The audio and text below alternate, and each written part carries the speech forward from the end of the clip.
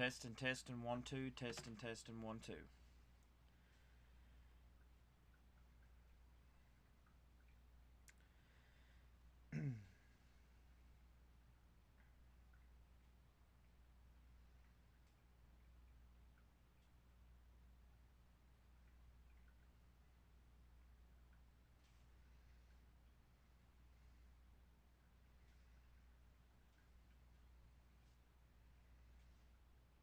Testing, testing, 1, 2, testing, testing, 1, 2.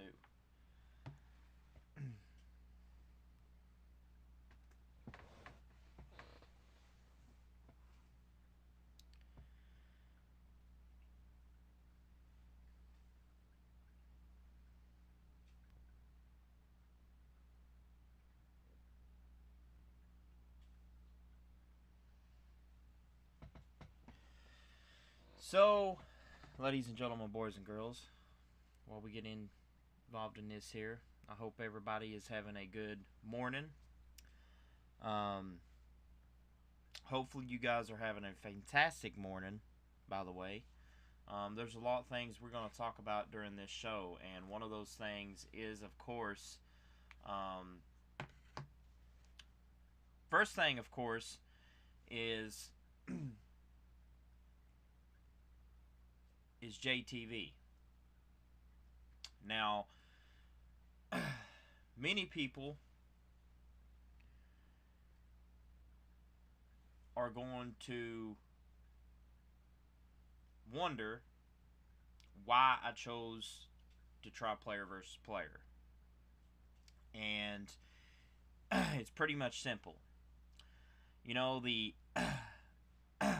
AI community, don't get me wrong on this, but the way Kevin Impact does the player versus player and makes it to his own creative standpoint, and not only that, but makes it to where it's absolutely fun. And you can't get a better environment than being in a player versus player. And one of those reasons why I say this is, ever since I jumped in player versus player, I felt like, I'd done everything in my AI career. When I was, in AI versus AI. Pretty much I've done and accomplished what I wanted to accomplish. And the reason why that I'm in JTV is, two things. One is to learn the craft, to learn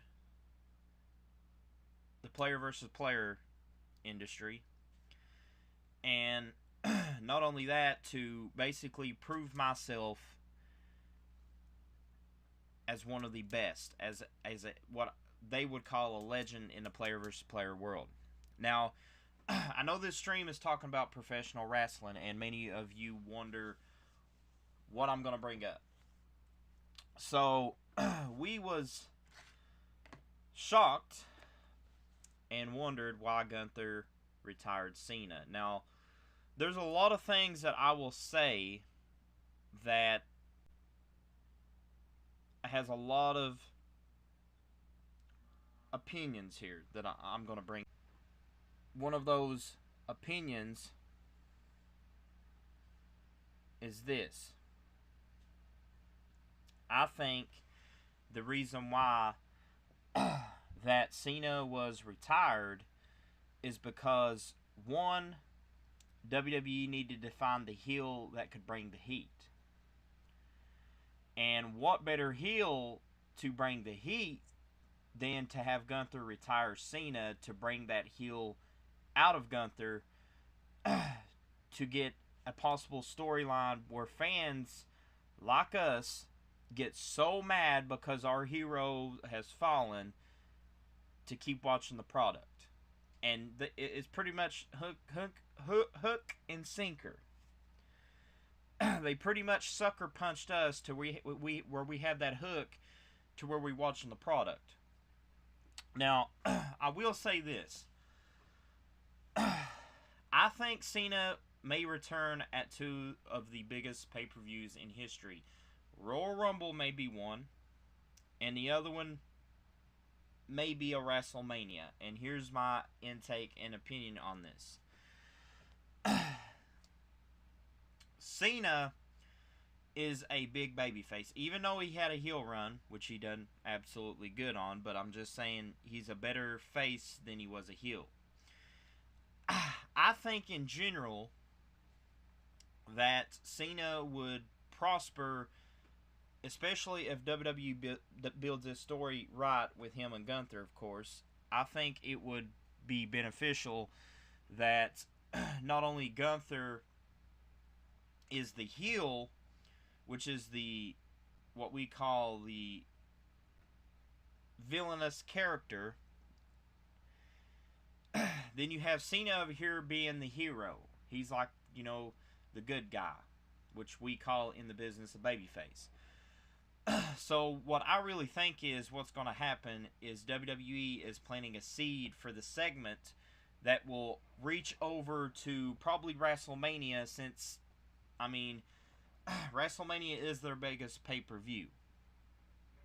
I think WrestleMania is going to shock not only us, the fans, if Cena does make this return and Gunther faces, of course, Cena. But I think WWE is going to take it to the farthest level as doing the rematch of Saturday night's main event. Which means there's going to be a lot of people, like I said, don't get me wrong. I think this is what I think. Everybody's got their own opinions about the Gunther and Cena match. But reality is, I really think that Gunther and Cena may be another match heading down for a Mania. Because the story angle played out by Gunther and Cena giving up. And, if you guys not watch Monday Night Raw, when Gunther said he made Cena tap out like a B word. I'm not going to say the B word, but B word. I think in general that John Cena and Gunther, over what Gunther said on Raw, it's going to lead to Gunther and Cena at Mania. Now, switching over to the topic, here's another thing that I think that's really going to happen also. We just saw Nikki Bella, Stephanie Vaquer, and also Raquel Rodriguez in Monday Night Raw's episode where Nikki Bella got involved, not only attacking Raquel Rodriguez, but Stephanie Vaquer. What I think is going to happen, now don't get me 100%, I could be wrong about this too, so don't hold me to my, standards here. What I think is going to happen is this. I think that Stephanie or Roxanne, or not Roxanne, but Raquel Rodriguez is going to, one of those two is going to end Nikki Bella's career. I don't know which one. I just have this feeling that I think that WWE is going to do something to have one of them two end Nikki Bella's career. Now, going on the other segment, I've read a couple articles that Gunther is also supposed to take on Brock Lesnar at SummerSlam, since it will be in Minneapolis Stadium. Now, I do believe if this is the case and WWE has this done, if they don't do the John Cena and Gunther match at Mania, John Cena may come out to help Brock win, just to get payback on Gunther. And the reason why I said this is because when WWE plants a seed like they did with Cody Rhodes and Roman, which was WrestleMania 39, they also ran it back the next following year. So what I think is maybe they wait till after Mania is over and then run it back in August with SummerSlam. Now, there's, like I said, there could be a lot of things that happen. You know, they have been times that WWE has made last minute changes to whoever wins. Meaning, good intake on that is also the recent match that they had with Thea Hale and Blake Monroe for the NXT North American Championship. In all, what I've read in the sources is that I really think that Blake Monroe was supposed to win, but somehow last minute changes were made, and somehow, some way, Thea Hale won the NXT Women's North American Championship. Now, getting back on this is, a touchy subject, because not only do we have that on the card, but also, like I said, with the WrestleMania rematch of Roman and Cody. We had Roman and Cody at WrestleMania 39. WWE had Cody defeated by Roman Reigns, and then the following year at WrestleMania 40, we saw Roman pretty much dropping the WWE title to Cody. So,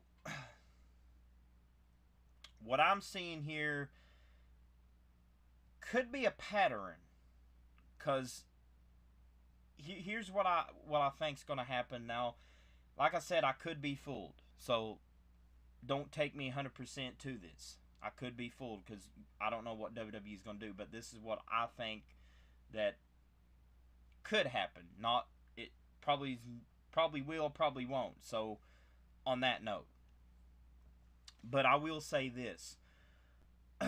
If WWE was to get this match started between Gunther and Cena for the second match of this caliber, I think that it is going to be Cena and Gunther either at this year's WrestleMania, maybe at this year's Rumble, maybe they move it on to August, which is SummerSlam.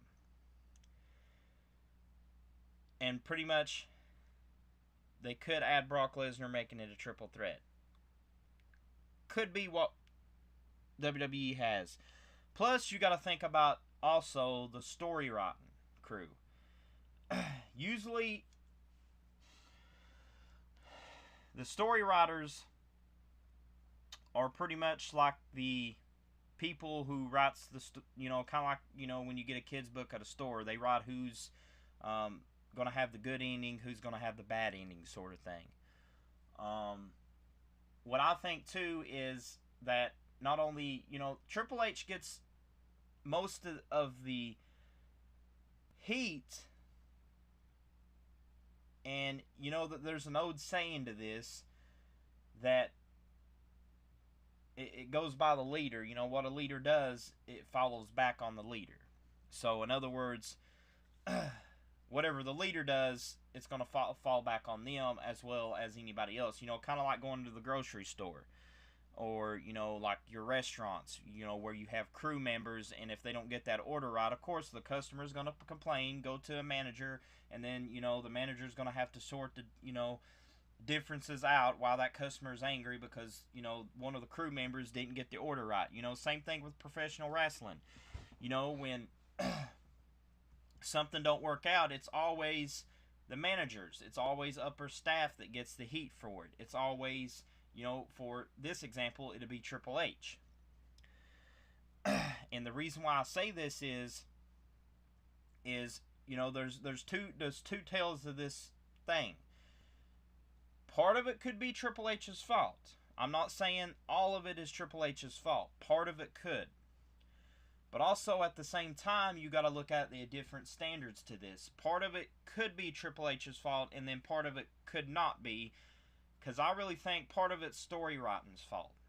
And here's the reason why I say this, is because for bigger wrestling companies that is out there, they have story writers and story developers, which means before the top management knows anything what's about to happen, these story writers get together in a room and they figure out, who's gunning for this title, who's gunning for this mid-card title, who's gunning for this tag title, who's gunning for this women's title, who's doing this rivalry, who's doing that rivalry, and so on and so on. So it's pretty much like a planning stuff. Who's being against who's doing the rivalry against this person.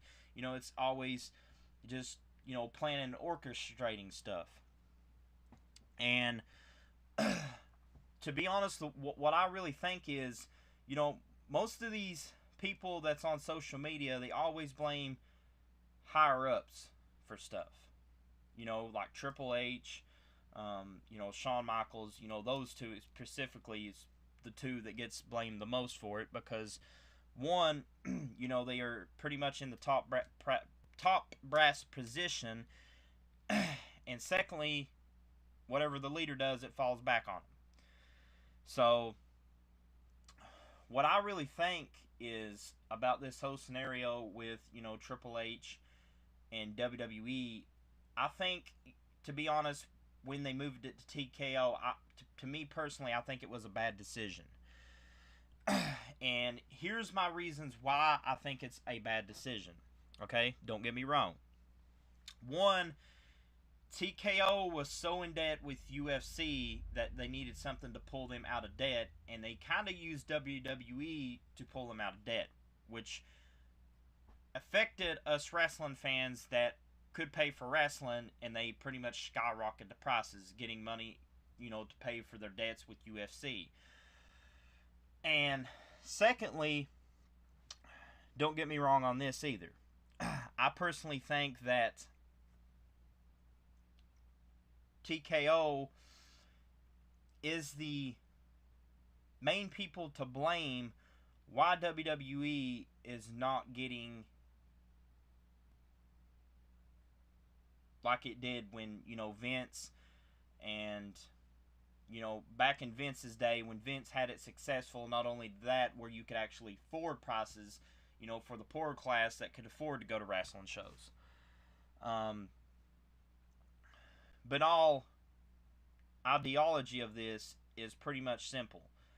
To me, I truly believe if, Triple H took over as chairman, or Stephanie or somebody in the McMahon family actually ran this, I think we could see a better product, not only for the fans, but also their worst mistake was selling it to Saudi Arabia. That pretty much, and here's the reason why I say this. The video games was much more cheaper when Vince was in office compared to when TKO bought it. For the deluxe and like these DLCs that comes with it, you're playing about $120. When Vince McMahon had the whole thing going, it was about $60. He actually cut it in half because he cared about the wrestling fans that bought the product. These people in TKO, it's all about money to them. If you can bring them money, then you're pretty much getting all the, higher class seats just to watch professional wrestling. And to me, it really strikes a nerve that I really think, and like I said, in all honesty with this, I really think that two things should come about with this. Now, don't get me wrong on this. This is totally, newer stuff that WWE's pulling, whether it's through Triple H or the story writing team, or maybe through TKO, one of those three. But I really think they should have not sold it WWE to TKO. That's just my intake on it. Because when WWE wasn't with TKO, I think, it was actually better, and they had better product.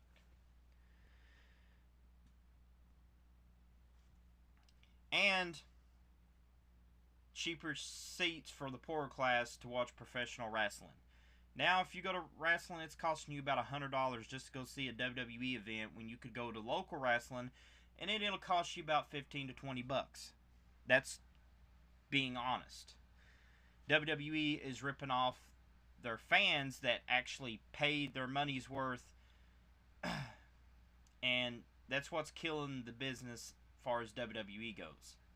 And that's why everybody's pretty much just not even watching WWE. And to be honest, there's a lot of people that just, don't really care about WWE in general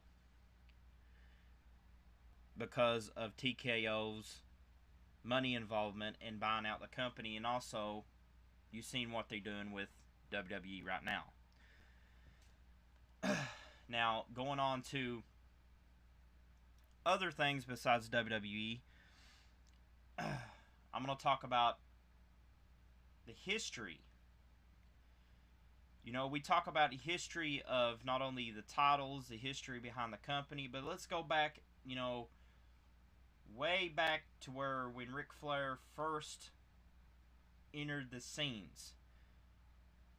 Back in Smoky Mountain days, those territory days, like NWA, those kind of days. Back in those territory days, it was literally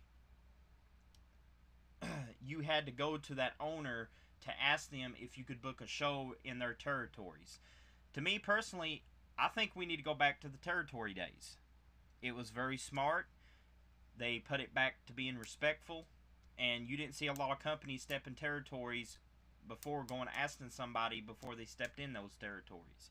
Because one, it would cause all kinds of chaos, and two, you would literally have companies collide with one another because they wanted to be a part of those little certain territories.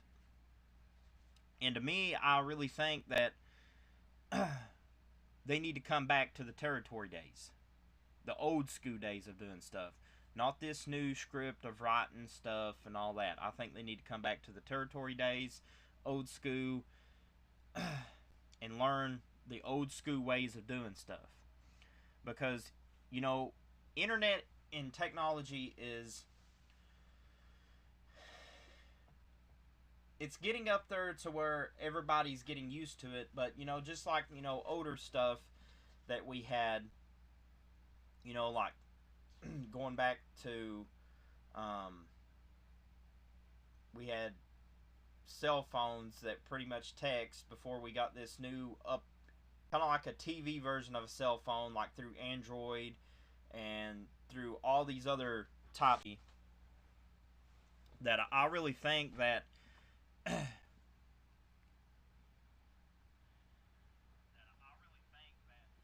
it could have really we could have really done something besides doing what we did, with all the technology stuff.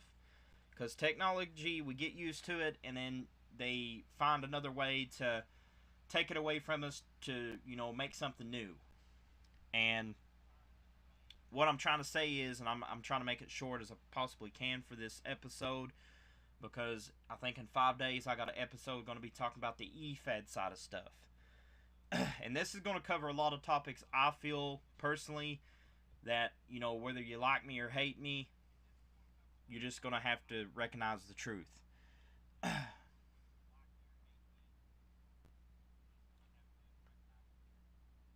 So, we're going to get into that in 5 days. That'll be Monday, this coming Monday. But anyways, guys, I hope you enjoyed this little series, a little pro wrestling stuff, WWE, NWA territories, including Smoky Mountain. And we will see you guys on the next one.